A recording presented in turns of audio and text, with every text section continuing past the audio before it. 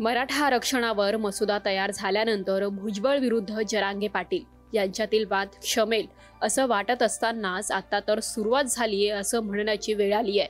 यामागचं कारण म्हणजे मंत्री छगन भुजबळ यांनी थेट आपला पुढील प्लॅन जाहीर केलाय। मराठ्यांना ओबीसीत बॅकडोर एंट्री दिली जाते, सगळे सोयरे कायद्याच्या कसोटीवर टिकणार नाहीत अशी संतप्त प्रतिक्रिया भुजबळांनी दिली आहे। त्यांनी लगोलग मुंबईतील सिद्धगड निवासस्थानी ओबीसी नेत्यांची बैठक बोलावली आणि या बैठकीत 3 ठराव मंजूर केलेत।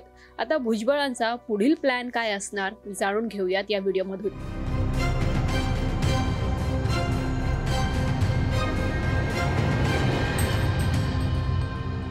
पहिल्या ठरावात शासनाने सगळे सोयरे या शब्दाची व्याख्या बदलून कुणबी प्रमाणपत्र देण्याचं घोषित केलंय। तसा मसुदाही सरकारने काढलाय। यामुळे ओबीसी समाजावर भीतीचे वातावरण निर्माण झाले।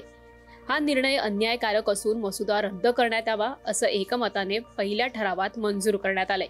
दुसऱ्या ठरावात महाराष्ट्र सरकार नियुक्त न्यायमूर्ती संदीप शिंदे समिती ही असंविधानीय असून कुणबी मराठा प्रमाणपत्राच्या वितरणाला स्थगिती देण्यात यावी असं मंजूर करण्यात आलंय। तर सर्वात शेवटच्या ठरावात सुनील शुक्रे जाधव यांच्या मागासवर्गीय आयोगावरती नियुक्ती चुकीची आहे असं म्हणण्यात आलंय। शिंदे समिती यांची मागासवर्गीय आयोगावर निवड बरखास्त करावी असंही या ठरावात मंजूर करण्यात आलंय। या व्यतिरिक्त भुजबळांनी आक्रमक पाऊल उचलत 1 तारखेला महाराष्ट्रातील आमदार, खासदार आणि तहसीलदारांच्या घरावर निदर्शने करावी असं सांगितलंय।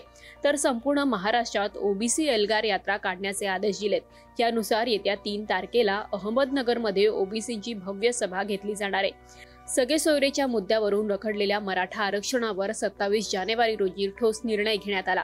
तर दुसरीकडे ओबीसी नेत्यांनी नाराजी व्यक्त केली आहे। मराठ्यांना वेगळं आरक्षण द्या, ओबीसी मधून देऊ नका अशी मागणी भुजबळांनी सुरुवातीपासूनच केली असल्याने सरकारने घेतलेल्या निर्णयाविरोधात आता मंत्री छगन भुजबळ यांनी शड्डू ठोकलाय।